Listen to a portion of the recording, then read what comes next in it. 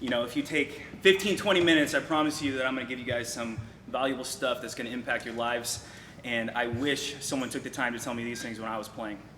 And so just to let you guys know, like I'm nothing special. You can tell from me looking right here.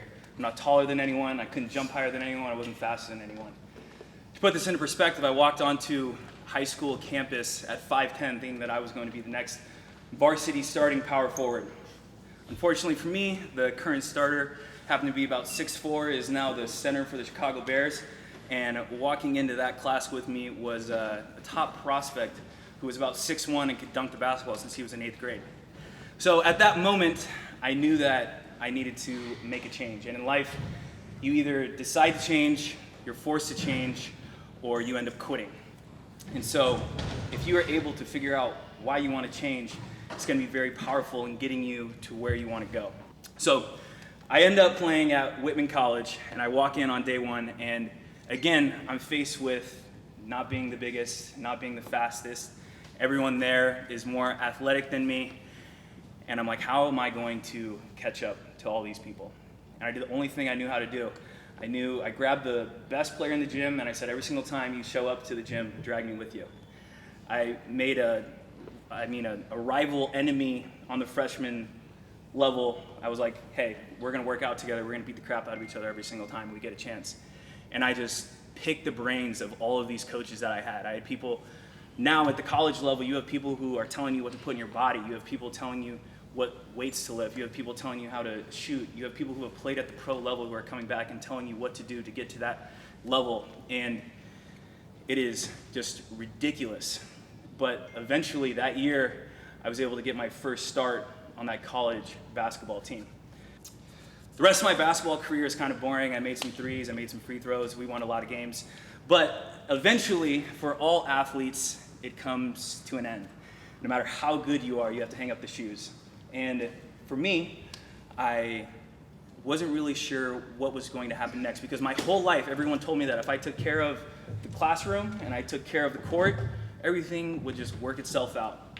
So I'm sitting there on the couch watching ESPN, and I'm like, well, what's going to happen? Are they going to send me letters like they did to go to college? Is my phone going to ring and I'm going to pick it up and they're going to start offering me jobs? After about a week, I finally realized that that's really not how it works when you get into the real world. So I knew I had to apply to a job, and I really had no idea what on earth I was even going to do. So I decided to put, for the first time in my entire life, all my trust into Google. And so I said, Google, what is the highest paying jobs for someone with a bachelor's degree? And so the first thing that popped up was the top 10 highest paying jobs that you can get with a bachelor's degree. And so the first 5 were like engineering and coding, and I didn't know how to do that, so I couldn't get a job there. The next 4 or so just looked terrible. I was like, why would I ever want to do this for the rest of my life? And then there was one I was like, that looks all right. So from that point forward, I decided that I was going to be a financial planner. So then I went to Google again. I said, how do I apply to be a financial planner? And from that point, it was like, you have to put in something called a resume. You have to write something called a cover letter. And so I started going back to Google and being like, how do I write a resume? How do I write a cover letter? And about after another 30-minute span, I had applied to over 25 jobs to become a financial planner. Lo and behold, I don't know how it happened, but I started getting calls back to go on an interview. And my first interview was probably the most embarrassing 10 minutes of my life, as people are asking me like what I bring to the table, what I can do for their business, what I know about their companies. And I was like, all I know is basketball. And I quickly found out that that's not the answer that they're looking for. So after about 10 or so of these interviews, I started kind of figuring out what it was. And everywhere that I was looking to work at, everyone was like, you don't have any experience and you don't have a network where you're going, so we can't give you a job. We just can't. And the last place that I had was an opportunity in Phoenix. And talking to my buddies, we're in Walla Walla, Washington.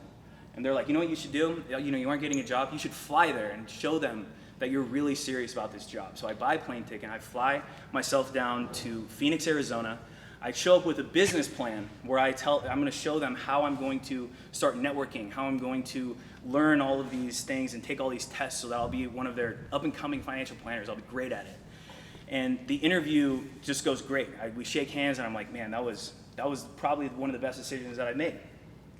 So I'm getting ready to hop back on the plane, and I get a phone call, and it's from an Arizona line, so I pick it up, and they're like, Matt, like what you brought to the table was amazing. We've never seen anything like that before from a candidate, and you know, we really want you.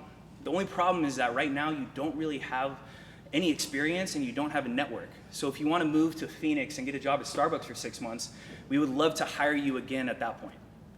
And I was like, screw you guys. I was like, I have to have a way to bring something to the table just from playing basketball and understanding this team sport.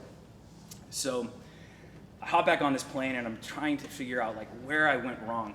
And I land and I'm like, I go straight to my coach and I'm like, coach, like, I don't know if everyone has this whole thing figured out because it seems like everyone does. Everyone seems to have a job, everyone seems to have figured out, but I have no idea what I'm doing. And so he was like, okay, well, I didn't even know that you didn't have a job. Like, what's going on?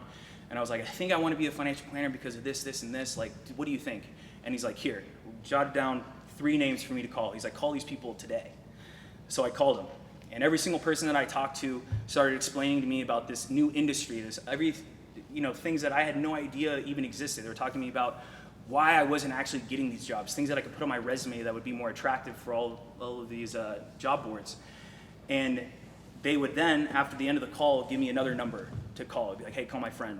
He'll help you out. He might be able to get you a job, blah, blah, blah, blah, blah. And it got to, the point in that week, I had learned more about the financial industry than I had on my own using Google for an entire month.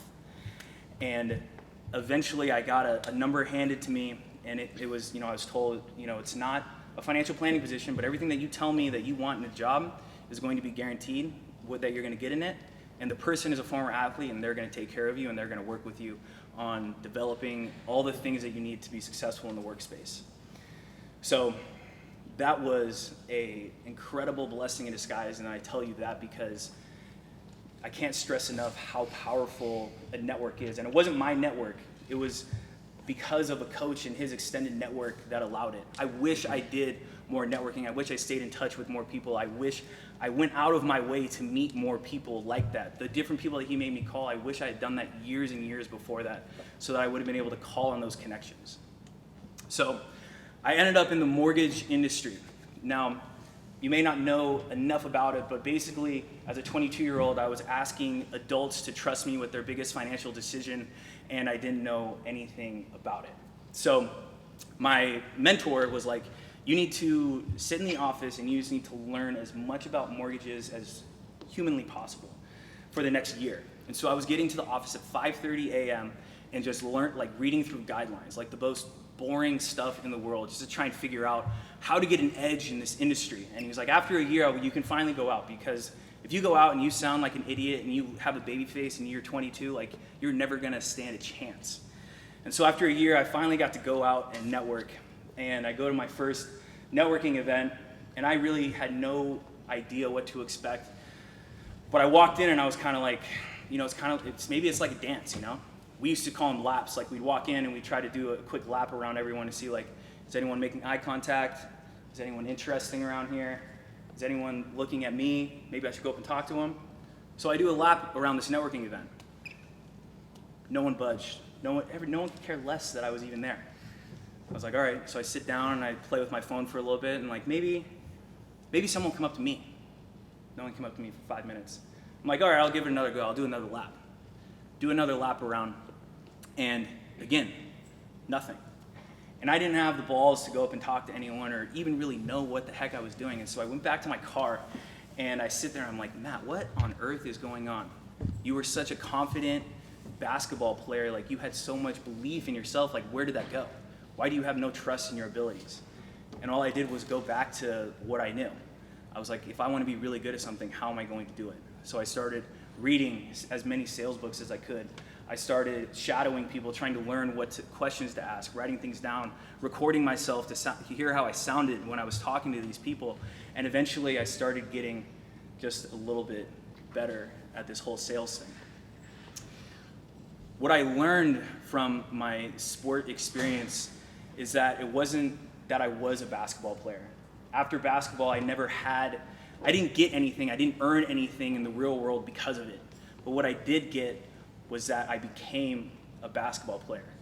And from that journey, I was able to learn a system. It wasn't the destination, it was being able to drive that car and being able to put the proper fuel into it. The car I chose was basketball for me. The fuel I put into it was all the hours I spent in the gym, the coaches that I had, the teammates that I had to push me to where I wanted to go. I could then pick up and drive any car that I wanted to get to any destination that I wanted to see fit. So if I wanted to be a great salesperson, I knew the formula in order to do it. And I want all of you to take that away, because that's the true reason, the true thing that you can carry with you from sports. So I appreciate you guys all taking some time here, sitting here. I want you guys to think of me as like a big brother. You guys are a part of my family. If you guys want my number, if you guys want to chat. Future, if Russell White's giving you guys a hard time, if you guys want to argue with me about who the best basketball player is currently, I'm happy to do that. So thank you.